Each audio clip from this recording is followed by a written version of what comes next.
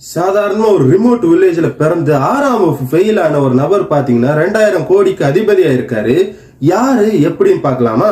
கேரளா வயநாட்டுல இருக்கக்கூடிய சின்ன ஒரு ரிமோட் வில்லேஜ்ல பிறந்தவர் தான் முஸ்தபா. இவரோட அப்பா பாத்தீங்கன்னா தினக்கூலி வேலைக்கு போயிட்டு இருக்கக்கூடிய மிகவும் ஏழ்மையான குடும்பத்துல பிறந்த இவர் பாத்தீங்கன்னா ஸ்கூல் பருவத்துல 6ஆம் வகுப்புல ஃபெயில் ஆயிட்டாரு. ஃபெயில் ஆன அந்த ஒரு தருணத்துல இவரு படிச்சது போதும், அப்பா கூடயே கூலி தொழிலுக்கு போயிடலாம் அப்படின்னு யோசிச்சிருந்திருக்காரு. இந்த சிச்சுவேஷன்ஸ அறிஞ்ச முஸ்தபாவோட டீச்சர்ஸ் பாத்தீங்கன்னா முஸ்தபாவை கன்வின்ஸ் பண்ணி இவனோட படிப்பு செலவு மொத்தத்தையுமே அவங்களே பார்த்து முஸ்தபாவை படிக்க வச்சிருக்காங்க. இவர் ஸ்கூல் முடிச்சு காலேஜ்ல கம்ப்யூட்டர் சயின்ஸ் முடிச்சு துபாய், அயர்லாந்து போன்ற பல நாடுகள்ல வேலை பார்த்திருக்காரு.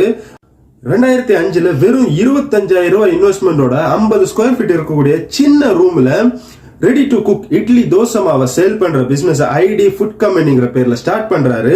2007ல பாத்தீங்கன்னா ஐடி ஃபுட் கம்பெனியோட சிஇஓவா